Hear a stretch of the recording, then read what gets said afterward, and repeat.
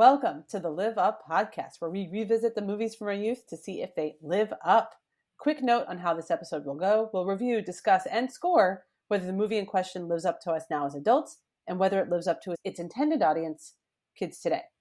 Also, a quick note for all of our new listeners and old listeners, not too old though, no old jokes here. Nobody's old here. It would be great if you subscribe, like, and leave a review on your podcast platform of choice. That would help us a lot. I'm Jess Latterman. And I'm Amanda Treat. On today's episode, we're paying tribute to a character that dominated during our childhoods. It's Paul Reubens, may he rest in peace, starring as Pee Wee Herman in 1985's Pee-wee's Big Adventure. Pee Wee Herman's so pervasive in the 1980s that two of the movies we've already reviewed had clips of his show or characters directly talking about him or doing impressions of him during those movies.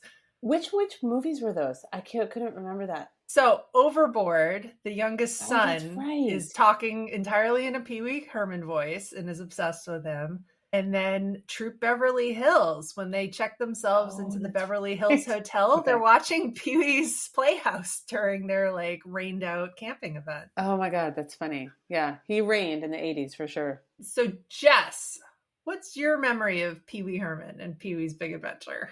I watched his show religiously. I mean, I think it was Saturday morning. Me too. Morning. I think we all did. Yeah, every week. Pervasive. It was my favorite. If there was a run on, I would watch it. I mean, religiously watching it. I mean, I think a core memory of my childhood Saturday morning cartoon watching, even though it's not a cartoon, involved Pee Wee Herman. His character looms large. But in the movie, I don't remember when I saw it first. We watched it, but like a fair amount, but it wasn't to the extent of an Overboard or a Coming to America in our house.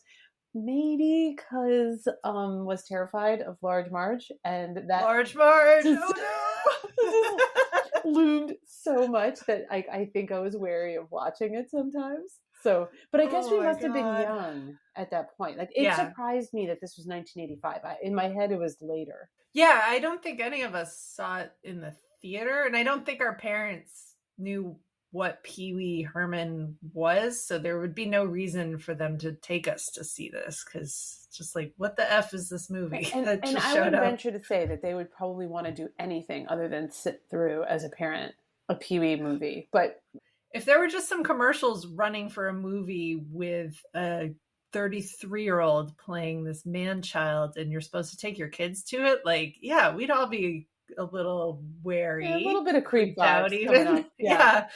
Just what is this thing? So no, I don't think any of us saw it in the theater, but we definitely all saw it at some point, because everyone I know can cite the moment that they saw Large Marge. Yeah, no, she suddenly became terrified of this movie. It's quite the cameo, I guess. But I do think that we haven't had a movie in a while where we've both watched this frequently. So I feel like our childhood viewing has finally overlapped.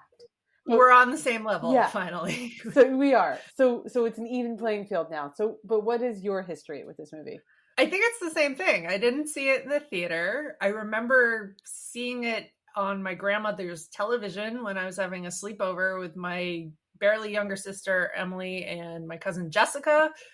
And the Large Marge thing really just tainted the whole experience of it. I just remember us wanting to shut it off and not turn it back on again. We made it all the way through, but it hit such a point that my sister Emily reminded me earlier that she was so afraid of this movie. My mother forbid us to go over and watch any more movies at my grandmother's house. She was so scared of Large Marge. It's so funny how these things just pop out at kids. I mean, I put Large Marge up there with the Gartham from The Dark Crystal in a way. It's that sunken into our childhood fear.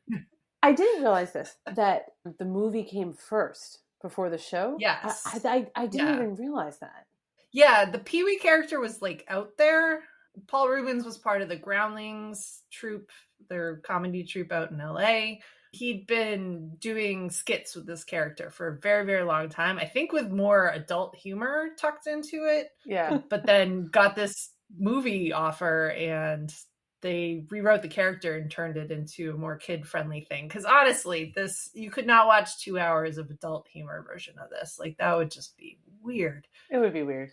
When I was in grad school, there was a bar in Boston called the Tam that used to put it on like around midnight, and our drunken asses would just sit there and be like, "Oh my God, Pee-wee's Playhouse!" Like, it's kind of meant to be watched high or drunk, but with that level of a nostalgia, like that was the best Pee-wee's Playhouse, was like at the Tam at midnight, drunk off our heads. I did think that rewatching it, that maybe I should have been drunk and that it would have been the experience as intended. I should say I didn't watch this with my kids, and again, not because I thought it would be inappropriate or anything. It was just I wasn't feeling well, so like our schedules were all like weird. So I did watch this like by myself over while I wasn't feeling well, which is kind of weird. Okay. But I think it would have been fine to watch it with my kids. But yeah. Yeah. Oh, absolutely. Like, this is totally child appropriate. Yeah. And I kind of noted where I thought at least Isaac, my younger, would appreciate some of the gags, if you will. Well, Jess, can you remind our listeners what Pee-wee's Big Adventure is all about? I can. Good luck. Yeah, good luck. I know, it's nuts. So I thought of it as this. This is more of a feeling. But imagine how weird and slightly creepy it would be to have just the concept of a Looney Tunes cartoon come to life in a live action. And then you throw in a guy with pretty much the most punchable face on the planet. And that to me is the feeling of this movie, regardless of the plot. But what it's actually about is an adult in perpetual childhood gets his bike stolen and goes on an epic journey where you can never quite tell what is real and what's a dream sequence. That's your summary. Okay. All right, fair enough. I don't think I did that justice, but it's the dream sequence that I'm like, is this real? Oh wait, it is. Oh wait, there's a lot of dream sequences in this movie, and I will reveal, I think I've said it before on this podcast, but I really hate dream sequences in movies and books. Like, they have to be really, really awesome and have a point, and most movies, the dream sequences are useless, and I hate them so much. Starting off on a good note here. Well, we'll see if I like these, but I did want to give a little bit more of a backstory about where this Pee-wee character comes from. We just talked about the Groundlings a little bit. Yeah. But Paul Reubens was obviously an actor with the Groundlings, comedy troupe, for many years. They produce a lot of the Saturday Night Live actors. And actually, before that even, there's this great photo of Paul Reubens was buddies in college with Katie Seagal and David Hasselhoff. That is so he crazy. Had like this Married with Children, Baywatch, and Pee-wee's Playhouse, like so trifecta, weird. Just like hanging out together. Like, the photos of them as like college students together it's just adorable. Yeah. And totally appreciate that. So anyway, he's got this character, Pee-wee Herman. They're doing a lot of performances with Pee-wee. Paul Reubens gets a movie deal for the Pee-wee character, and he calls up all of his buddies at the Groundlings. So like all of these random people popping up are all of his friends from this comedy troupe, including Phil Hartman. May he rest in peace. Yeah, I saw him in the credits. Co-wrote the script. Yeah. When I saw it pop up that he was a screenwriter, I was like, oh, I could kind of recognize his brand of humor in here. For sure. Yeah, no, it's just that very deadpan but ridiculous. Yes. Deadpan but ridiculous humor is all over this. Yeah, and all over it. So Phil Hartman. Then somehow Paul Reubens goes and hires a 26-year-old to be the director of this film, and it's Tim Burton, who had freshly left Disney and was considered the young ingenue. And somehow Tim Burton goes to a rock club one night and sees this musician on stage and was like, hey, I'm doing this movie. You got to come do my score. And that was Danny Elfman. So this movie is the first time that pair ever got together to do anything. And neither of them had ever, like, Tim Burton had never directed a feature-length film before. Danny Elfman had never scored a film before. It was just this big like whim, like, yay, they seem like they get me. Let's do it. And so perfect. It's so crazy. Like, I didn't even realize until the credits. So when you hear that Danny Elfman music playing and you just have like white titles over a black screen, I was like, This is a Tim Burton movie. Oh, you're more of a film aficionado than me. Although it explained the lasting fear of Large Marge in a way. Like only Oh my in a God, Tim yes. Burton movie could that just like loom down in the decades of something that's iconic in a weird way. But is this Yeah. so wait, we have done a Tim Burton film before. We did We Edward did Edward Scissorhands. Is Scissorhands. that the only one Yes, we've done? I think it is. We did talk a bit during our Adams Family episode about the Wednesday television show. And apparently, I never noticed this with Wednesday, but there's a scene where one of the characters gets driven to the school by a female truck driver dressed in the same red flannel as Large Marge. Oh And she no. doesn't do the face thing, Oh, I but noticed that. I oh, noticed that. I was just like, noticed. the first time I watched this, I was like, holy fucking shit. Why do I know this? Why am I terrified? And like, and then I only saw it online later and I was like, oh my God. That would be so funny if that character was like, "Thanks, Marge," Oh and my like God. waved and walked away from it. I think I would have like run out of my house screaming. So good. It's Oh, totally and like that. only the adults would have reacted to that. All the kids watching Wednesday would be like, "What?" I like that a lot of our Nothing. episodes go back to Wednesday Addams. All right. Anyway, all of that came to fruition because Paul Rubens hired Tim Burton, who hired Insane. Danny Elfman, and here we all are. We got Beetlejuice and Batman, and Edward Scissorhands, and The Nightmare Before Christmas, and all sorts of crazy nonsense that came out of this movie. Danny Elfman never would have composed the Simpsons theme song. Insane. Oh yeah. Dun, dun, dun, dun, Yeah, dun, no, dun, and dun, that dun. circusy type of music is very prevalent in this movie. Pee-wee went on to become such a huge success that he got his TV show and then abruptly canceled in 1990. His adult indiscretion. What did he do? He like jerked off in a movie theater? I don't remember. He did, and it was an adult theater, and I remember even as like a kid when that broke because it was such a scandal. Yeah, I remember but that. I remember childhood me thinking like, well, he didn't like hurt anybody. Oh my God, I thought the same thing. Like, he Yeah. didn't assault anybody. Like he was, I know this is kind of gross. We're getting in gross territory, but yeah, no, I think we need to talk about it though because it's sort of a reason Pee-wee went away. We've talked about suddenly. actors who have then gone on to be like pedophiles and things that so in some ways it's Yeah. like, what? Okay, this happened. It doesn't tarnish my view of him. Yeah.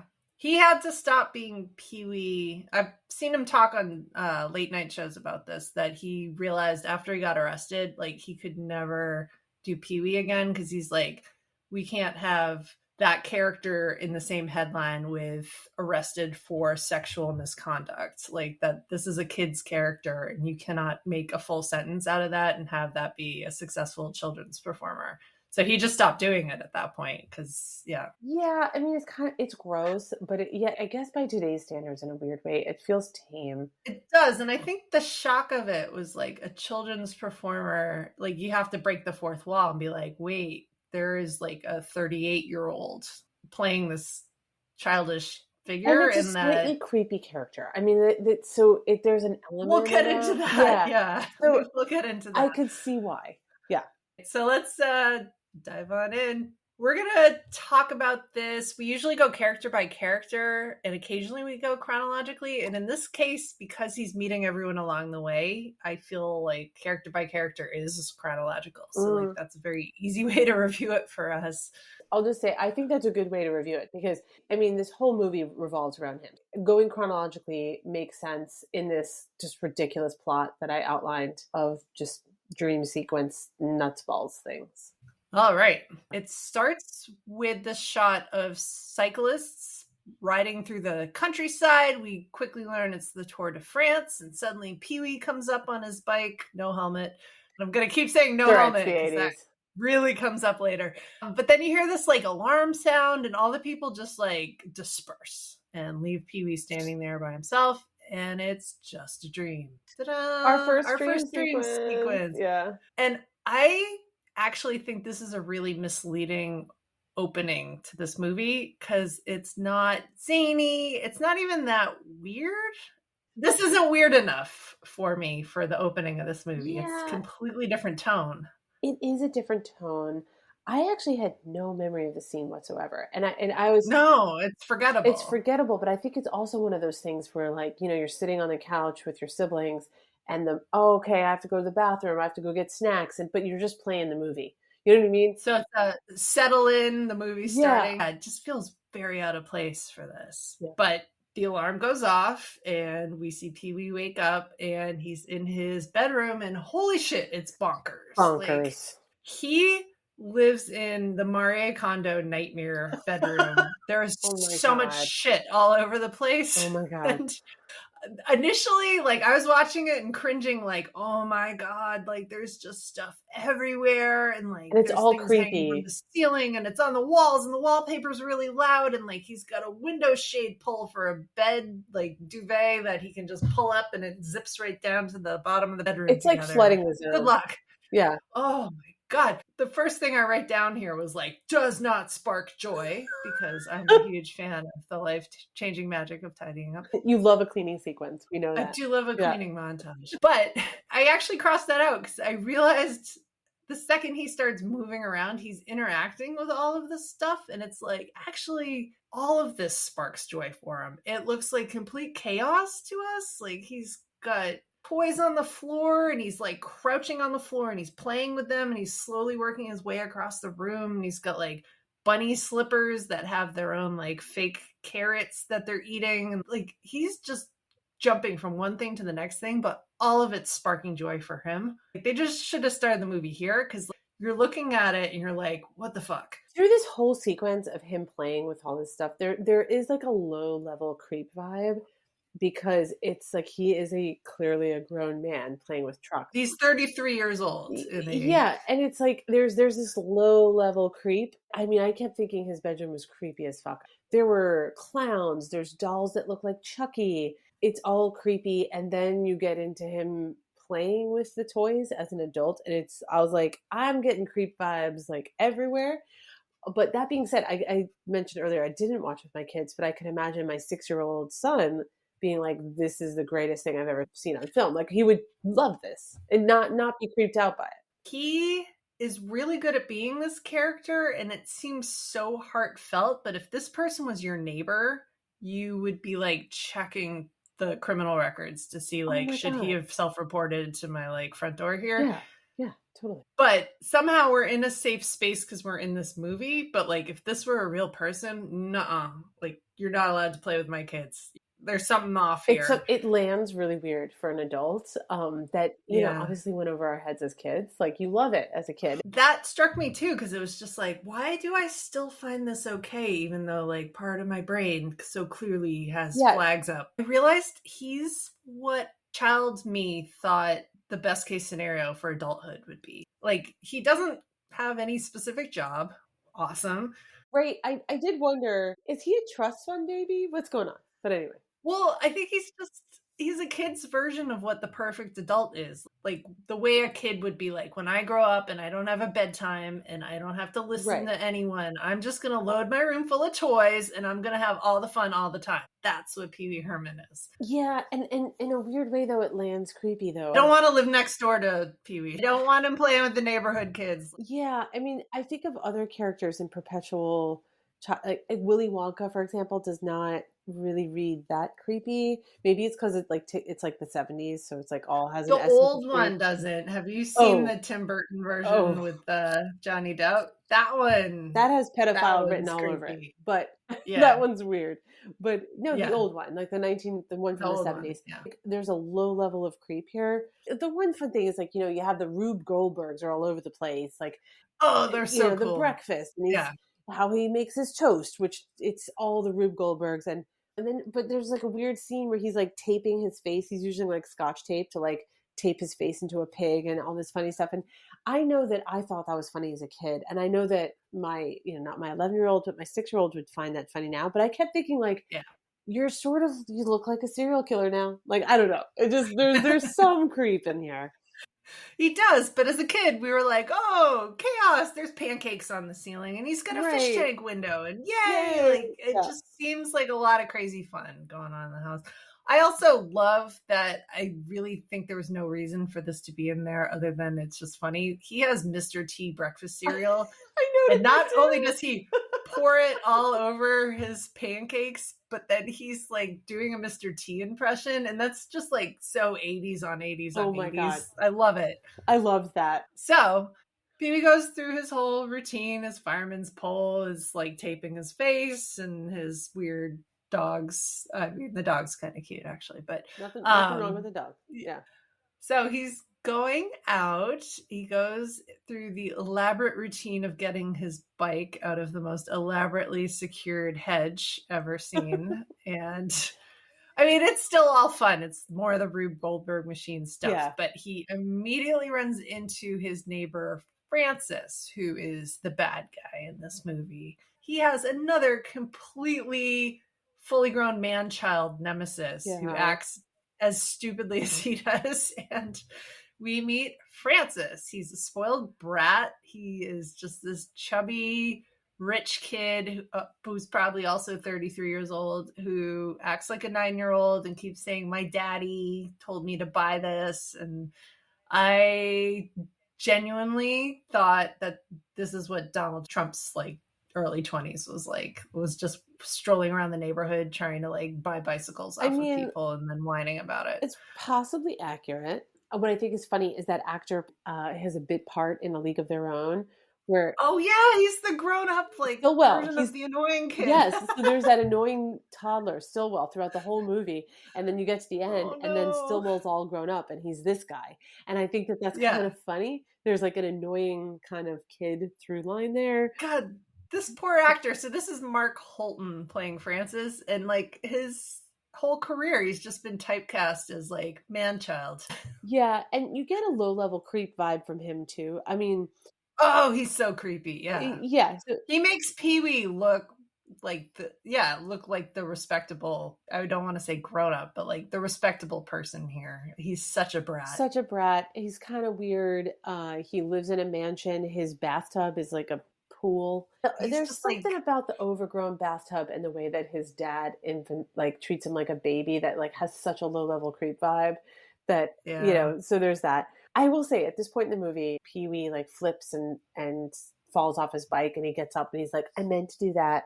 And I was like, oh my God, like that's such an iconic line. I think my brother and I said that to each other all the time. We might still say that to each other. I meant to do that. There's so many 80s catchphrases that come out of this movie. Yeah, I meant to do that. And then going into the scene with Francis, that iconic, I know you are, but what am I? Oh, yeah. I know you are, but what am I? I know you are, but what am I? And they say it like 50 times. Yeah. I think every kid in the 80s was like, yes, I have the perfect comeback for everything that ever gets said to me my entire childhood. We are done here. And it just, that got old quickly. I don't know if you remember people yelling that in the neighborhood. Oh, yeah. Kids around us were constantly like, I know you are, but what am I? Oh, yeah. It didn't even make sense. I forgot it was from this movie. And even I meant to do that. I was like, oh my God, that's from this movie. Of course, it's from this interaction. So I enjoyed seeing the iconic line's origin. I will say at this point in the movie, I was like, we're 10 minutes in and what the fuck is going on here? It was so weird to have this like overgrown man-child then meet his nemesis who's an overgrown man-child. And I remember this from watching it, but just with adult eyes now, I'm like, what's going on here? It's so weird. It definitely struck me like, what world are there two of these people? Like two opposite sides of the same coin, but we're all like very immature arrested development going on here. Yeah. And I was also wondering at this point, is he just like a trust fund baby? Are these basically two trust fund babies, Francis and Pee-wee, just going head to head? I accepted this as a kid and did nothing bother me. I did too. It was just Pee-wee's like the perfect adult. Yeah. Life. He doesn't have a job and he has all this Sounds stuff. Perfect to me. Wow. How awesome is that? And he's got Mr. T cereal. Great. Yeah. And like didn't question the fact that all of his Rube Goldberg machines cost something and that the fireman's pole that has been drilled from his bedroom down to the kitchen costs something. I do remember thinking that was like the coolest thing ever though when I was a kid. Yeah. So and when he goes through it, he changes from his pajamas into his suit. Yeah, like, it's amazing. He didn't even have to get dressed. I want he one just of went those. down the fireman pole. Oh my God. Yeah. I want that. I want the fish tank window and I want the Mr. T cereal. What am I doing wrong? I don't know. What have we done with our lives? Let's just be creepy people pretending to be kids. We grew the fuck up. So Pee-wee takes his fancy bike and he goes into town where there is a Woolworths, Mm-hmm. which was still a thing in the 80s and That's even right. the Yeah. 90s. May that store rest in peace. And then he goes to the bike store, Chuck's Bike Shop, and he's picking up his new bike horn. And here we meet Dottie, who is kind of his romantic interest, but he has absolutely no interest in her. She's permanently friend zoned. Permanently friend zoned. I found that really funny because throughout the movie, she attempts to get out of the friend zone and unsuccessful, and Pee-wee is just oblivious, but kind of not oblivious. And it's so funny to me that the constant dynamic of him just like totally ignoring her advances is Yeah. funny. And I don't He's remember that as a kid. Like that went over my head as a kid. she's like gently nudging him to like try to do something a little more like grown up. It's like a junior high school relationship where the girls are all a little more That's mature and they're like, exactly "Will what you it's dance like. with me?" And the boys are like, "Ew, girls." Like that's what's going Oh, on that's here where such a good she's way to put it. yeah, she's not doing anything threatening. She's not pushing him very hard, but she's just kind of like, "Hey, do you want to go to the drive-in?" And he's like, "No." Like over and over again. Like, I think he literally has that reaction. Like he's like a yeah. visceral, like, ew, girls. Yeah, no, she's on the receiving end of so much immaturity, but she's like very tolerant of it. Yeah, I thought she was very funny. She was a good side character. Yeah, and Yeah, she's a really good helper character in yeah, this. And at the very end, when she finally like gets to officially go to the drive-in they with do Pee-wee, get although there. they're on their bikes, Yeah, yeah, they're on their bikes. She's got the dogs. She's got Pee-wee's dog Speck, and then she's got this little pink poodle in her basket. And it's like, well, at least the dogs are getting along. yeah. But her dog is played by this famous movie dog named Darla, who will go on to be much more famous playing Precious in Oh Silence of the Lambs. And I my God. love that there's a connection from Pee-wee's Big Adventure to Silence of the In a Lambs. weird way, it makes sense because I mean, as all creepy things do, things are Yeah. creepy and then they get bloody. I don't know. Like, there's Yeah. something that makes sense about that. But I Yeah. can't believe that there's like a movie dog. Like, it's There's a so movie funny to dog. me. Yeah, no, the movie dog was in, I think, Batman Returns as well, like a Tim Burton movie, another Oh Tim my Burton God. Like, movie. So just the idea of casting dogs is funny. I think this dog has like a Hollywood star. Like this is a very famous movie dog, Oh but my God. yeah, Precious from Silence of Oh, the Lambs creeps. is Dottie's little pink poodle there at the Definite end. creepy connection here. So Pee-wee goes, we meet Dottie at the bike store, and as he's leaving the bike store, he goes back outside with his new horn, and oh, the bike is gone. Yeah. No. So Pee-wee has a huge meltdown, and you get like a foreshadowing. He stumbles back into the bike shop and knocks over the whole row of bikes, which at the time you're just like, oh, he's being dramatic. But like when he does it with the motorcycles later, you're like, aha. I know. When he did it with the motorcycles, I was like, run, Pee-wee, run. Like, just get out of there. Get out of there. But yeah, so like Dottie's trying to help him. The police are trying to help him. Nobody can help him get his bike back. It's missing from where he overchained it up. And then I actually laughed really hard at this bit. He's like very forlorn sitting on a bench and everybody's Oh, I riding thought a this bike was funny. happily. It was like overdone, but funny. And It's silly. every It's so bike silly. imaginable comes by. There's a Yeah, tandem, there's a motorbike, there's toddler unicycle, bikes, a unicycle. remote control bicycles, like just all sorts of nonsense, but Yeah. just rubbing it in really, really hard. And I did laugh at that. It was just like, what is this? I do remember that as a kid, and you kind of think about, this movie is clearly made for younger kids, and it emphasizes the point. Something that was funny. That feels like Phil Hartman wrote that Yes, bit because as it's well. like, Just like, yeah, let's just do it to death. right, do it to death. And there's no dialogue in that scene, but in a weird way, the whole scene is deadpan, right? The whole scene is just sort of has a deadpan just feel. Silently, he's just like glaring and like so sad and frustrated, and everybody going by is just so over the top happy on their weird bicycles. On their weird bicycles. Yeah, and the fact that all the bikes are weird. Like there's like old timey ones from the turn of the century, like a big front wheel and a tiny back wheel. Yeah, just it's so kind silly. of funny. Yeah. But Pee-wee sees a fortune teller sign lit up in neon in the back alley, which is weird. As all the good fortune tellers do.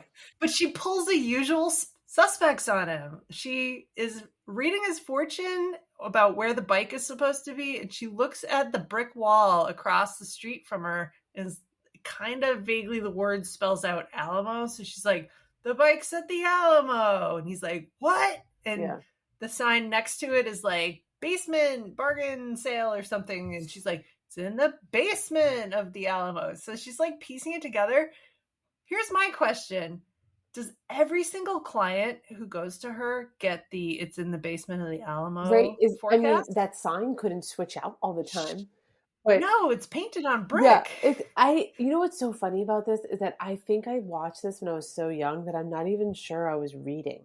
So I never understood that she was pulling a Usual Suspects on him with like just looking at what's just behind reading it. off the Yeah. wall. Yeah. So it was kind of funny to see that as I an didn't adult. notice that as a kid either. This was the first time where I felt like in the movie and where there was some adult humor in there because she is clearly such a con man. I mean, she's clearly totally ridiculous. She's practically Little John from Robin Hood here. I mean, stealing his wallet and doing all these things. So that I felt like was the first time that I kind of chuckled because I felt like there was something in it for an adult to find funny. Yeah. So he's determined to get to the Alamo, to the basement, and he goes hitchhiking because he's a child and he doesn't have a car and he can't drive. Yeah. So he's out there with an old-fashioned style hobo bag on a stick. And I think the hobo bag has like polka dots on it. I mean, it's like ridiculous. It does. Yeah. No, it's like, let's run away in the most 1930s style possible. Yeah. Finally, the car stops and he gets picked up by Mickey. I really like this character, Mickey. He starts telling the story because Pee-wee sees that there's like broken handcuffs on him and goes, what did you do? And he starts telling his story about like he got really angry and he took a knife and Pee-wee reacts scared. And he realizes Pee-wee's scared. And so he just goes, and you know that do not remove tag on the mattress? I cut it off. And as a kid, that really stuck with me as like, oh my God, those tags. You better not remove it, Amanda. Like, you can get arrested for that. And like, oh, that's what he did. And that's super scary that like, that's such a big penalty for cutting a tag off a mattress. Like, went over my head completely. Yeah. As a kid. And like now as an adult, I'm like, oh yeah, no, he totally like stabbed somebody and he just like changed the story. Like, but it's a really funny thing to highlight as a crime. Stupid crime. It's such a stupid crime.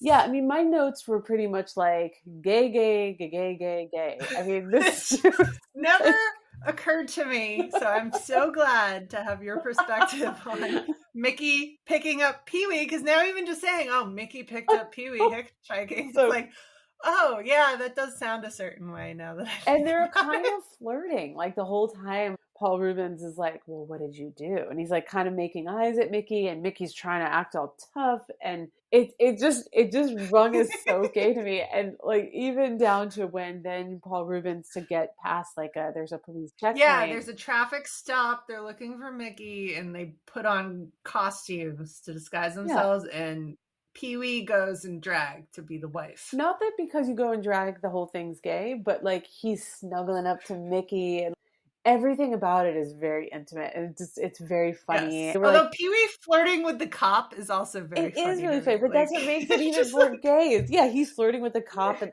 one weird thing is the cop like has him get out of the car and like twirl around, like look at his ass. Give him a twirl, just checking you out. Oh my God, the whole thing. And even when so silly. Mickey kind of gives that same line back to Pee-wee, like, you don't want to get involved with me, I'm no good. I forget what he says, I'm a rebel.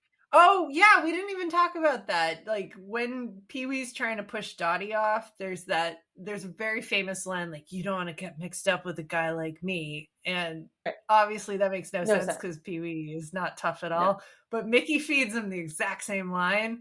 And even Pee-wee's like, oh, huh. Like, but he feeds him a line in a way, to me, an acknowledgement of of their gay flirting. Like the whole thing was like very funny. Okay. So I read to me is very gay. When they get to the end, Pee-wee is going around giving things to everybody at the very end of the movie, and he slips Mickey it's like a foot-long hot dog with a file in it. And there's something a little sexual about that moment too, which that part I caught, but like I did not catch the like car ride being a little bit of a It like, was very ooh, flirty. It was over the top flirty. Unlike in Hook that we talked about, where yeah, the Dustin actors did that Hoffman, yeah, intentionally. and like they actually intentionally tried to play it that way. I don't think that's what's going on here, but it just read as gay to me. I don't know what their like acting history was together, but I feel like they already had like a chemistry together. Like you don't feel threatened by Mickey, even No, though he clearly like he killed somebody. He totally the killed kid he somebody. killed someone, and then he was going to pick up a trick on his way to escape. I mean, Yeah, that's what was happening here. But yeah. he picks up Pee Wee Herman by accident. He didn't just cut the tag off the license. Oh no, wait, no, that's a very serious offense, Amanda. You don't want to do that. I don't want to go to jail for that. Oh my god. All right, we're getting to the trauma of this movie right now. Getting to the Gartham. And here comes the scene Oh. that we've all been dreading. I think we would have watched this movie a lot more as a kid if this one scene hadn't been in it. But it wouldn't have been as memorable. And Oh God, no. I Yeah. mean, granted, like I was saying, I watched it by myself. I wasn't feeling well, and I think I was taking notes, and I just wrote, "Oh no, it's large March time! Oh no!" Marge, Marge, no.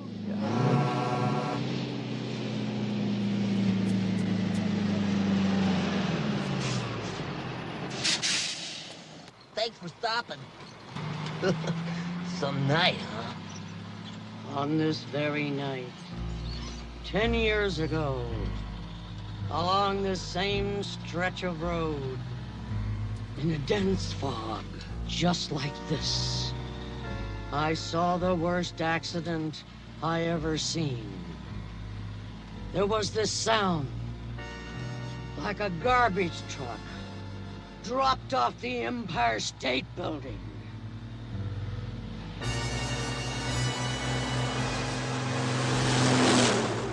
And when they finally pulled the driver's body from the twisted, burning wreck, it looked like this.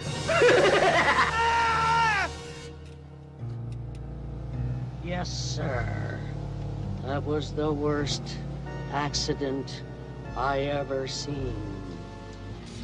I get off right up here.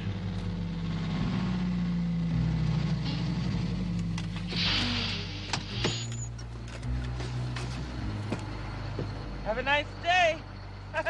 Be sure and tell them Large Marge sent ya.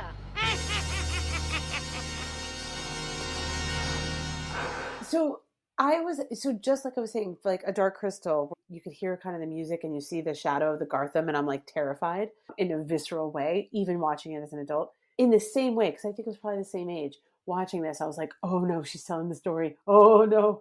And then, like, obviously she turns to the camera when she said, just like this, and her face goes crazy and her eyes pop out of her head, and Pee-wee screams and she screams. It's like a whole thing. And I will say, watching as an adult now, I had that same kind of like, oh no, but I know, me too. but I was a little afraid to watch this whole movie this because I whole knew movie, that I was scene. like putting it Yeah. off partly because of this, but it didn't have the same effect to me as an adult. I mean, which is very No, it's obvious. so silly and stupid, and it's such a stop motion animation, but like I'm still a little bit like I have apprehension going into that scene where she starts telling the story. Yeah, it's like she's in the movie for what, a minute, and that's all I could think about for this movie. And Yeah, when I think about it 30 such years later, yeah, oh my God, like the amount of screen time to the amount of brain space she took up in my childhood, like fear zone, yeah, like in my head. yeah. It's like, oh my God, Large Marge is out there. That said, like when I retire and hopefully look a little more haggard, I want to take a job as an Uber driver and just randomly pick people up and just go right And just tell this story. on this very night. And they'd be like, Jesus, we're just trying to get home from the Purple Shamrock. What the fuck, lady? Like, along the same stretch of road. A bunch of drunk college kids, like, I do think part of the fear, and I remember this as a kid too, like when you realize when Pee Wee Herman gets to his destination, like a road stop restaurant, and he says, Large Marge sent me, and it becomes apparent that she's a ghost. When they put the music back on Yeah. again, and the other guy at the old guy at the bar is like, on this very night. And it's like, oh shit, we're doing it again. Yeah. I know. And the fact that it comes around to like everyone at this pit stop knows about it, and she's the ghost, and he just rode with a ghost.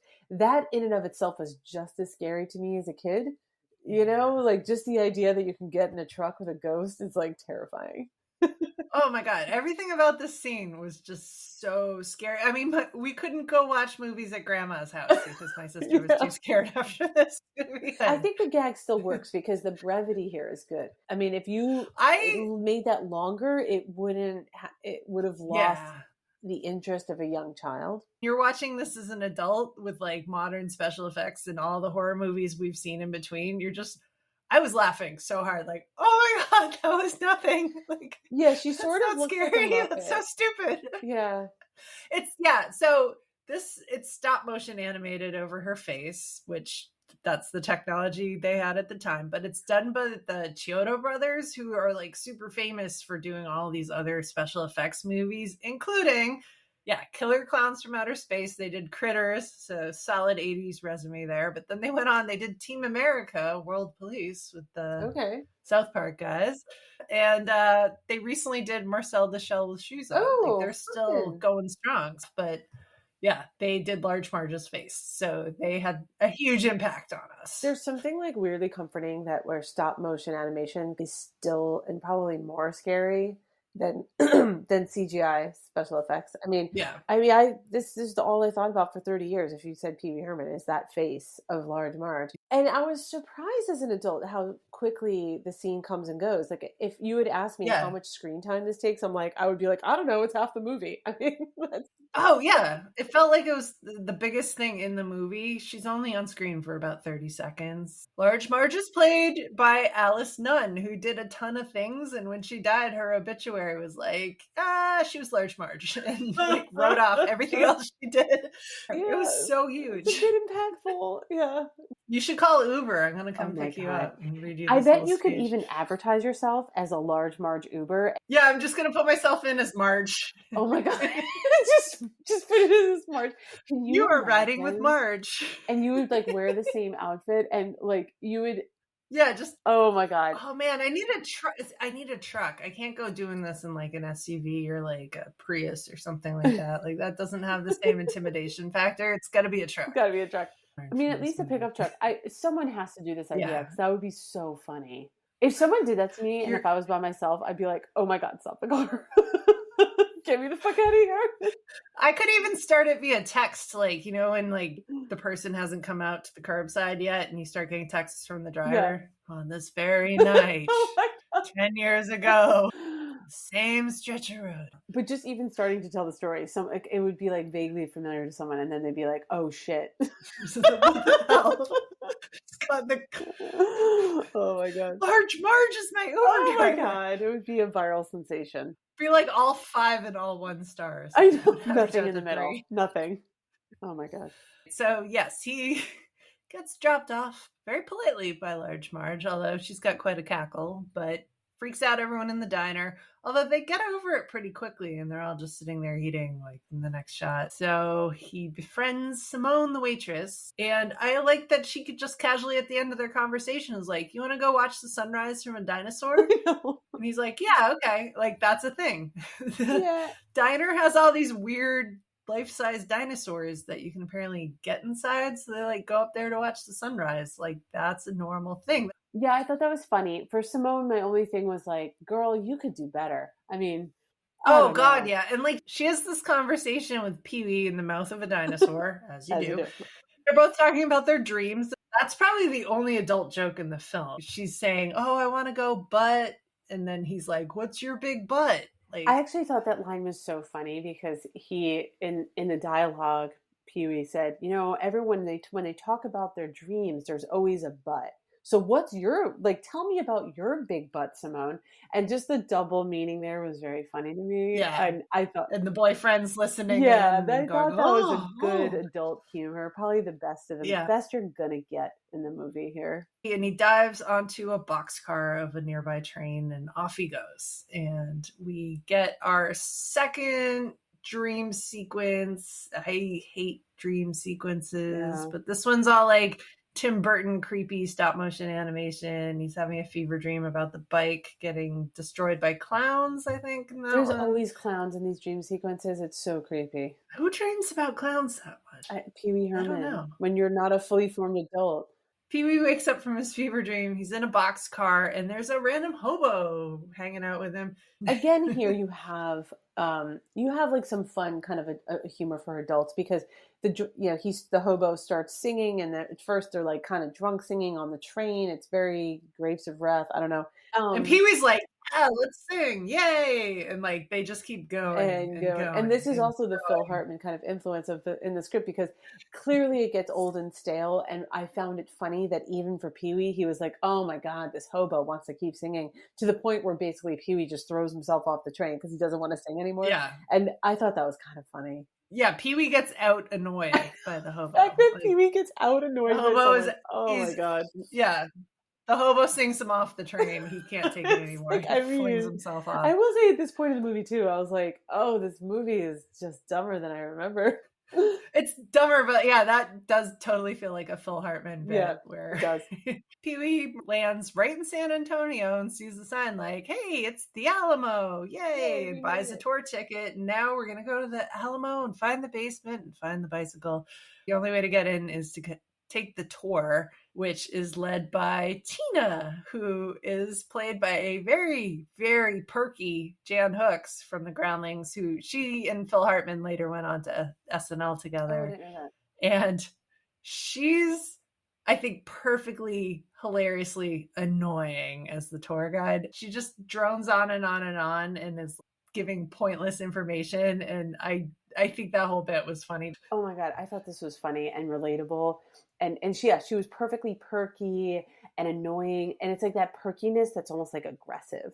Like, nope. Yeah. Like, questions are at the end, and she's smiling and chewing gum, but she's just like, and I'll cut you. Like there's like an element of like aggression there. That's really funny. Yeah. And I think that this is something that kids would find funny too, because they would recognize that they have to get dragged to boring things all the time. Oh, every school trip could have been like this. Yeah, totally. And so I thought this was kind of funny. And the bit was just long enough that you get the point, and you can see Pee-wee's character, like he's just getting less and less patient because he just wants to see the basement, which we know doesn't exist. But it was very funny. I appreciated this. They cut away from her instead of making us sit through the whole tour, thank God. But yeah, she's got lines like, there's thousands and thousands of uses for corn, all of which I'll tell you about right now. And then you just see Pee-wee roll his eyes like, stop. No. I don't want to know Take about me the back corn. to Large Marge. Nobody cares. Yeah. We're on concussion number 1. I'm going to start the concussion count at this point. So Pee-wee gets a very severe concussion from bull riding, and they wake him up like, do you remember your name? And he's like, no. Do you remember where you are? And he just goes, I remember the Alamo. And all these guys throw their cowboy hats in the air like, he's okay. Yeah. As a kid, I didn't get it. I will say I guess at some point I learned what the Alamo was, but yeah, I think that went over my head as a kid because it wasn't clear. But it's kind of funny now. I actually thought that was pretty funny. And when he comes out in his cowboy chaps to ride the bull, I mean, these aren't just cowboy chaps. These are like cowboy chaps for like an 800-pound man. And it's like, it's just like, because they're huge on him. Like you can fit an entire person in each chap. And just the satire of cowboy and what he's wearing is very funny. And I remember thinking it was funny when I was a kid too. So yeah, no, it's super cartoony. It is. This is where you get into the Looney Tunes situation yeah, like I think they're just having fun. They're not hating on Texas, but they're kind of gently mocking it a little mocking bit. Is a good way to put it. Yeah. Yes. So then Pee-wee wanders into this biker bar, and what are they calling themselves? The Satan's Helpers. It's not the Hells Angels. Yeah, which okay, it's cute. But he is yelling at them because they're being too loud, and he's trying to use the phone. I'm trying to use the phone. Yeah. Ooh, that was pretty good. Mm-hmm. Hey. And now I want to punch myself in the face. So this whole scene is like, it's iconic. It's still funny. I laughed. He yells at the bikers. They kick him out. He goes outside and knocks over all of their Yeah, motorcycles like run, dominoes, Pee-wee. and then it's like, oops, there's nowhere to run. Annie has a concussion, although we're not acknowledging this. So he gets dragged back into the bar, and they're like coming up with all kinds of ways to kill him. Like, we're gonna do this, we're gonna do that, we're gonna do this and that. And like, he lying on the table's like, I think we should let her go. And they're like, no. I used to have a coworker who would do that line periodically in the middle of like a really big meeting, like That's when funny, everybody was actually. just like, yeah, like that's out of scope. We're not going to be able to fit that in this sprint. I think we should let her go. It's actually It's just really funny. like, a few of us got it and would just be like, oh my God, I'm dying. That's really He's good. doing a Pee Wee Herman impression in the middle of our business meeting, but okay, great. But then out of nowhere pops biker mama, grabs him by the collar, and this is as sexual as this movie gets, and still is not sexual. No. Like, nobody in this bar is actually drinking alcohol, and nobody's actually doing anything violent, but there are biker gangs. It That's all just But like read to me as like they're an entire bar full of like SMEs from Hook. Like they're just sort of like they're tough looking, but not Yeah, really. Yeah. So biker mama grabs him, and this is another Groundlings cameo. This is Cassandra Peterson, aka Elvira, Mistress of the Dark. Looks nothing like Elvira. I did not know that until I saw Other than your- the your boobs. The boobs, yeah, the boobs look like Elvira. So he begs for a final, like, don't I get a last wish? Pee-wee puts tequila on the jukebox, puts on the giant heels, and we're up on the bar, and he is doing that whole tequila dance that's so iconic. I remember kids at school just doing that like all over the place. I mean, it's kind of dumb, but it's sort of fun. When you had texted me tequila in full caps, I was like, that sounds vaguely familiar. I don't know how iconic that would be for kids today, but I would say it went on just like a little bit too long. I'm like, okay, I get it. There's something so weirdly unexpected about it. And there's something almost, it's not quite like Michael Jackson level of dancing, but like he's actually very acrobatic. I mean, if you were in that biker bar watching that, and their initial reaction is just them staring and blinking and being like, what the fuck is happening right now? I was a little bit doing that at home, but that's okay. Yeah, no, and it does grow on you. It's just so bizarre and unexpected that you're just like, let him have it. Just let him have it. Like, this is weird. This is friggin' weird. So it's awesome. I love the tequila dance. It's great. It's fun. It's kind of fun. He gets the bikers on side, to find his bike. It's charming. Love these guys in this bar. I mean, this is like the one funny thing, because I think that I thought that all biker guys would automatically want to murder anybody who came into their place, especially, God forbid, you knock over a line of their motorcycles. As a kid experience, we happened to be driving across country, and we drove past Sturgis when Sturgis was happening. And so, in my head, of course, Pee Wee Herman, like I was thinking like, oh, there's a bunch of Satan helpers in here. But yeah, everybody is essentially, they're dads. Like, I don't know. There's like nice guys that just wear leather. It's fine. Yeah. I think if like the whole movie was kind of like the scene, I think it would have resonated more with me as an adult in a weird way. Because it was kind of funny because it's a satire. And even when you're a kid, you pick up on the satire a little bit. If we could have had more of this, I think it would have been a better movie for me now. Yeah. No, of all the people he meets, this is definitely like the most fun scene. Like, starts with a lot of tension and then just gets so ridiculous, and everybody's friends by the end. And it's fun. It's a lot of fun. So they give him a motorcycle. They give him a leather jacket. They do not give him a helmet, though. It's the 80s. It's fine. It's not fine, because he immediately crashes that bike, and we have concussion number 2. We go into the second fever dream where he's worried about Francis is the devil, and there's more stop motion animation, and the bike is being slowly boiled in hell. More clowns. And more clowns. And the dream oh my sequence. God, there are more clowns. I will, at this point, I was like, what is up with the creepy clowns? Because it's like now the third dream sequence with creepy clowns. I was like, okay, what the fuck was I watching as a kid? Yeah, it's like the killer clowns from Outer Space clowns just being like repurposed into this movie. They're 100% murdering clowns. And it just, I was like, what was I watching as a kid? No wonder why this movie terrified me. It was like clowns and Marge all over the place.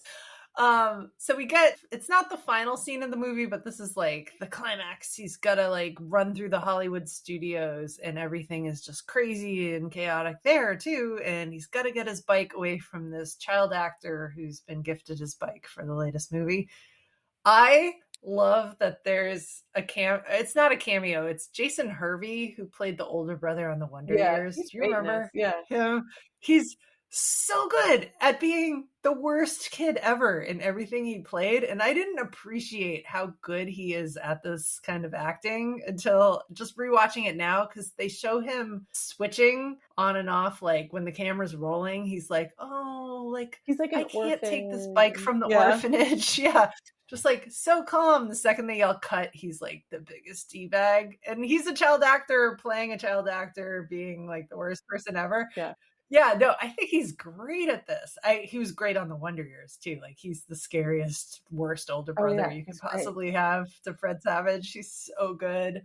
So like kudos to him. He's got the bike. Pee-wee's trying to steal it, but like we're on a Hollywood sound stage and like we're in a studio lot and there's just like random elephants and there's people dressed as Romans and there's like a Tarzan thing and there's like, a beach scene. It's everything. Yeah, and the Godzilla shows up. He steals the bike and we got to ride through all of this. Like, yeah, you've got like Santa's sleigh in tow and you're in a Twisted Sister music video and like, I oh did my like God. the Twisted Sister was funny. It was kind of a surprise. Like, oh, Dee Snider. Okay. It takes you a second too, because you're like, oh, now they're going to a music video set. Oh wait, that's actually Twisted Sister. Like, yeah, that's a real Twisted Sister song. Pee-wee comes crashing through with the bike, and then there's Santa Claus, and there's like Godzilla, and there's all kinds of crazy shit being attached to this. And this is another area where he's got all of his groundlings buddies like hiding around. It's all of the people who are going to end up being on Pee-wee's Playhouse are all tucked in here as well. Lynn Marie Stewart, who goes on to play Miss Yvonne on Pee-wee's Playhouse, but she's playing a nun in one of the scenes. And you got John Paragon. He's like Jamba the Genie, but he was on there playing a guy with a lady's voice. And then there's a woman with a man's voice. And just all kinds of like shenanigans that you're just like, what is happening in the studio lot? Yeah, I don't know. Yeah, what kept happening to me is that everything just went on a touch too long, right? It was funny when in like the hobo scene, it was purposely a touch too long. And then Pee-wee throws himself off the train because he's like, if I have to sing one more like Grapes' Rhapsody, I'm going to like lose it. Yeah. So that's funny, but it's like all the bits just go on like a little bit too long. And so by the time I got here, I was like, this whole movie bit is gone on too long. So it just felt like sort of over the top, but then it was over the top again. Like, it's not enough that they went through a Godzilla scene. They got to go through the beach scene. They got to go through this. Even though I kind of enjoyed it also, it just was like, okay. But I kind of get it from a kid watching it. And then this also reminded me of like the last scene of Muppet Movie where they're sort of crashing through sets too. It totally has that. I guess to me, there's also know when to end the bit, I guess. And I think that's also for me like a weird thing that either a pet peeve or what I like about a kid's movie is knowing to go in and then out, like brevity. Yeah. So that's why I felt like at this point it was, I get it. I think you have a point here because he's stolen the bike. And it's like, all right, the stakes are he's got to get out of there with the bike. Right. And he goes riding through so many different things, but the stakes don't change at all. So that's true. It should be escalating and escalating and escalating. And it's just a very level, like he's still got the bike and he's got to get out of there. But now he's in a different place and he's got to get out of there. I did find amusement. I remember liking this as a kid when like, for some reason, a pet shop goes on fire during this. In the middle of the sequence, then Pee-wee Herman like, gets off the bike and starts rescuing the pets, and he keeps walking past the snake enclosure being like, no. And then he like rescues like a kitten. And then the pets just kind of decline. He goes from puppies and kitties to like, he's rescuing like the mice. And he's like basically trying to rescue anything but the snakes. Avoiding the snakes. Yeah, and then finally he gets back to the snake enclosure and he's like, he like kind of takes a deep breath and he's like, I'm going to do it. And he like runs out of the pet store, like holding the snakes, and then like freaks out and fistful of snakes, and he just like passes out with snakes flung all over the place. That is a funny landing for that It whole is, bit. and that to me did not go on too long, because every time he goes in the pet shop, it's like, okay, now it's even more on fire. Is he going to get the snakes? Is he going to leave the snakes? But it's funny. I mean, he even comes out with the fish tank He before comes out with anything with the snakes. And so that part was funny. And I kind of, Yeah, again, that's this is cute. where it's like, more of that, please, would be funny. And I Yeah. do remember that as when I was a kid, like when I was watching it and I was an adult, I'm like, oh, I remember the scene. I remember liking it. So Pee-wee gets caught because he's passed out with snakes flying all over the place. And the studio head is like, oh my God, you caused so much damage. You're in so much trouble. But then people who saw him rescue all the pets are like, no, he's a hero. He saved all the pets. At which point the studio head goes, let's make a movie about all this. So now we're getting into the movie within a movie thing, like we did with the Muppets. Yeah, go get the rich and famous contract, please. So at this point, it just cuts to the drive-in, which is where Dottie's been trying to go this whole time. But we're at a movie premiere about Pee-wee's Big Adventure, and it's called Pee-wee's Big Adventure. So meta. Woo. We see him walking around with a huge thing of snacks, and he's giving it out to everyone he met along the way that he made friends with. So we've got his gay friend Mickey, who's up in the bus. He gives a air quote foot long to with a big wink. I mean, yeah, still gay. I'm gonna rewatch this now and be like, oh, so much more subtext now. Oh. I'm glad I ruined it for you. But you. yeah, he sees Simone is back from Paris. She's got a friend named Pierre. And I actually, as juvenile as this is, I love this line. He hands her French fries and he's like, they're French. And she goes, merci. And he goes, blah, blah, blah, I laughed so hard at that, and I shouldn't have. His biker friends are there, and yeah, just everybody he met along the way who wasn't a total dick to him is there, and he's giving them all weird snacks. But then ultimately, he goes to sit on his bike with Dottie, and he's sitting there watching the movie with Dottie, and you see that this movie has been recast into a James Bond style movie, and it's James Brolin playing P.W. Herman. Funny. Great casting. And then Morgan Fairchild is playing Dottie, and they're like fighting ninjas, but they've worked in all the lines from the movie. So there's the whole like, I'm a rebel. You don't want to be with a guy like me. Yeah. And then like they absolutely work in the, I know you are, but what am I? know. And like they make it kind of like sexual, which is hilarious. It is kind of funny. Yeah. Pee-wee has a cameo in it. And I did not understand this at all as a kid, but they dub all of the lines that he speaks. So like Pee-wee's performance was so bad that they like had someone come in and do like a voiceover after the fact. But that, now watching as an adult, I'm like, oh, I get what happened here. Like Pee-wee sucked and they had someone else do his lines. But as a kid, I was super confused. Like, why he doesn't talk like that? What's going on here? This ending seemed to me redeem the movie a little bit because it is funny. Even him just walking around with all the snacks is funny, and you re-meeting or meeting again all the different characters is kind of fun and it's one of the only times in the movie where they do the bit, they go in and out. So it's like they meet the character, they move on. They meet the character, they move on. And so I thought this was a fun way to end. And the fact that the movie itself is like somewhat of like a sleazy James Bond kind of take is kind of fun. Yeah, no, it's so completely different than what actually we just watched. And it's fantastic. I don't know if I'd watch this movie they made, but actually I probably would. Like, this seems like a Sharknado style. Like, 100%. Yeah. So, Pee-wee's Big Adventure. My one random thought about this movie is there are so many scenes where there's kids on bikes, like gangs of children hanging out on bikes. And yes, that was absolutely a thing in the 80s. And it's absolutely a thing in E.T. and definitely a thing in Stranger Things. But like, this has more kids bike gangs per capita than any other movie in the history of film. Like, there's so many kids on bikes. So many. And Pee-wee's interacting with all of them because he's on his bike, but he's also a man-child. And it's like, should you be like 200 feet away from them? Probably. Should you be registered somewhere? Probably. Yeah, at this point, even though that final scene redeemed itself, I was kind of happy it was over. I was sad about that fact. I think I'd rather spend a day in Bartertown from Mad Max Thunderdome than watch this movie again, because I was like, this was just, it just didn't land with me as an adult. That is my random. Oh, strong I know words. that's a Because you hated Bartertown. hated Bartertown. And maybe it's too strong, but I think maybe because I wasn't feeling well watching this, but I was just like, oh, I'm really glad it's over. I was just like, I'm like, are they going to do another scene? Please no, I'm done. I really want to punch him in the face. All right. We always talk about like the bad things, the good things before we give our final score. What was cringy? What sucked the most for you with this? Well, it's sort of supposed to be cringy, so I get it. That piece.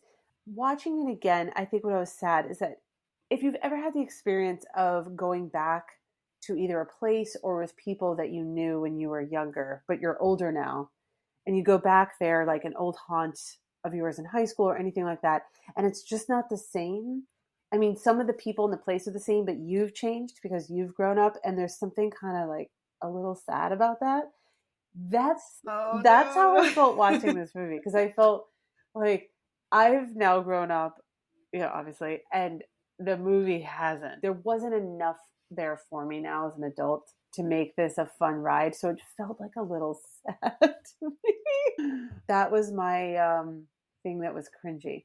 The whole thing. So, like, I read the Siskel and Ebert reviews of this movie, and they split very hard on this, and I feel like we're going in that direction. Roger Ebert called this like a guilty pleasure. Like, he was just like, this movie is bonkers, but like, I kind of like to watch it occasionally. Like, it's nicely done, but like ridiculous. Gene Siskel is like, no, this character is so annoying. I can't stand this much screen time with him. Like, if this were a 30-minute TV episode, maybe I could stomach it, but like, I can't take it by the end of this movie. And I feel like you're landing on the Gene Siskel side. I think I am. I loved it as a kid, 100%. It just didn't land with me now as an adult. I really wanted to punch him. I do feel watching this as an adult and like coming at it with the nostalgia, especially since Paul Rubens just passed away, there's definitely a little bit of cringe around just the concept of this character and Francis, the other man-child in this. That creep. Like, we've done a lot of world building here, and we're in this space in this movie that these two exist and are battling each other, and like, it's fine for this movie, but in the real world, both of these characters give me such like Michael Jackson creeper vibes that you got to get really out of like normal time and space and go into this world for this to work, and this would not work in real life. So that I'm putting that in my cringe factor, because just as an adult, it's running through my head like, I don't want to meet this person for real. It's funny to watch him throw pancakes on the ceiling in this movie, but like, I don't want him as my neighbor. Yeah, and even like, I get the shtick. It's just so pronounced watching it as an adult. There's something so weird about an adult that does not leave the child state that it was hard to like get past that. I feel like we've seen this go wrong too many times in the real world that like, as kids, we were like, this is the perfect adulthood. Look at Pee-wee go. But like, as adults, we're like, I've seen this go wrong. This is not what I want to be hanging out. But I will say that I think his character, and again, I didn't watch it with my kids, but I do think it would resonate with younger kids. So we did the cringy. What was fun or good or even, dare I say, great about Pee-wee's Big Adventure? I mean, I do recognize his comedic talent, and there are lines here and there when he's like, tell me about your big butt, Simone, or, other lines that are very funny. So I get that, and it's an iconic character for a generation, but I think it's kind of best left in the time capsule. Oh, yeah. Sorry. Right. I have more positive things to say than you do, since you had no positive. That's my positive thing. I'm the worst. I'm very glass half empty. This is not right revenge for Overboard or no, Babysitters Club, I promise.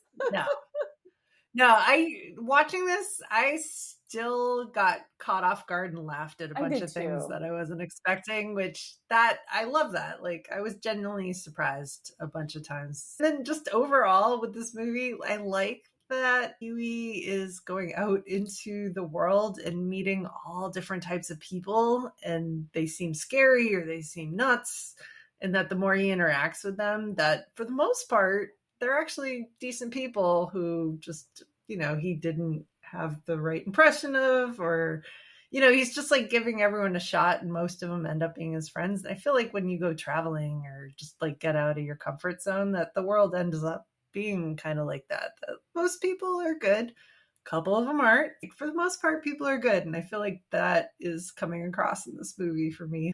Go watch the sunrise from a dinosaur mouth. Like, good times. All right, Jess, with everything we've said, let's go to ratings. Does this live up to Let's go us to ratings. as adults? And I've read your notes and I've heard everything you said, so I have a strong feeling about this. But indulge us. I will indulge. I'll just remind folks who are new to us. So we will rate from 1 to 10, 1 being garbage, 10 being Princess Bride. We'll rate it as adults, and we'll rate it for the intended audience for kids. So first one, I guess, adult. So, I mean, even though I said I wanted to punch him in the face, I didn't hate it. Like, I didn't have like a visceral, oh my God, I hate this. And I think nostalgia kind of helped me here. So I did give it a 4. So I wanted to go higher than Reindeer. So that's a low bar, but all right. It's a low bar. I gave it a 4 because I think there's some good nostalgia. There's some lines that did surprise me that were fun, but I definitely also found it creepy and I wanted to punch him. So I couldn't go more than halfway. So I gave him a 4. All right.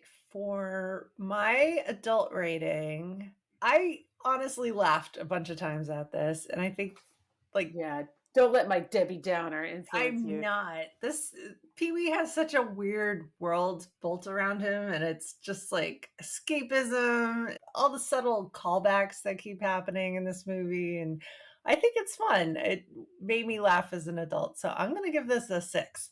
A 6. Okay, we're not too far apart. So a 10. I think that's fair. So second rating now. So again, same scale, 1 being garbage, 10 being Princess Bride. Does it live up to the intended audience? Which there's some adult humor in here, but I think this is younger kids. Yes, I think this is perfect for like your 5 to 8-year-olds. Oh yeah, and I do think my son who's 6 would have liked it. So I'm more harsh in this category, but I gave it a 4 again. Oof. And I know, oof. The reason is that I think the gags were still good. So to me, I'm like, 4. I gave it a good rating. Yeah, that's still below average, Jess. Still below I know, average. But I do think for kids now, I don't know if they could register the creep, but he's also an unknown character. I don't know if there's enough here, but there's something. So that's why I gave it a 4. What about you? Will counter that we would not have known who this was because this came out of nowhere for us, and we don't have any sort of register on creepy man child. Watch it after I definitely watched the movies after I knew the show, but I get that that's not the order. I still stand by my 4. Okay, I don't know. I'm gonna give this a 7 for kids. Ooh. I think it is chaos. I think it's colorful. I think it's zany. I think it's happy. I think this is, and this is so memorable from our childhoods. Like, we clearly enjoyed it, except for the large Marge scene. We're pretty far apart here, and we that one, we don't even have a difference of whether someone has a lot of nostalgia for it. I had a hard time. It just didn't land with me as much. But all right. But regardless of rating, just to remind folks, we both have to agree on the final question, which is, does it live up? I think we know what I think I know where you're going with this. So why don't you go first? Okay, for me, yes, this does live up. Like, I was laughing while I was watching it. It sucks you into this weird world. It's just like, it's fun, it's zany, it's escapism for me. I'm still for it. I think this movie lives up. But what about you, Jess? Sorry to say, and we've established there's a high bar that we have to have a hell's yes, and it's not that close for me. I think, again, going back to, I felt like it was going to be a fun ride, and then I went back and I felt sad that it wasn't. Everything was anticlimactic, and it just didn't land for me. So it's a no. So we are deeming this as not living up as a podcast. Yes, it has to be 100%. we have disagreed a lot lately. We do. And I Yeah. promise this is not revenge for your, what I would say, incorrect calls for Adventures in Babysitting and Overboard. But this is a no from the Live Up podcast. And, if listeners, if you agree, you disagree, I feel like you might disagree on my side at this point. We're at Live just Up Pod. have it at Live Up Pod on Yes. all of the social media. Yes, you could yell at me on social media at Live Up Pod. All right. Well, even though I'm disappointed by Jess's lack of fun, thank you for listening regardless. And we will be back soon with another movie to review and hopefully a better rating from Jess.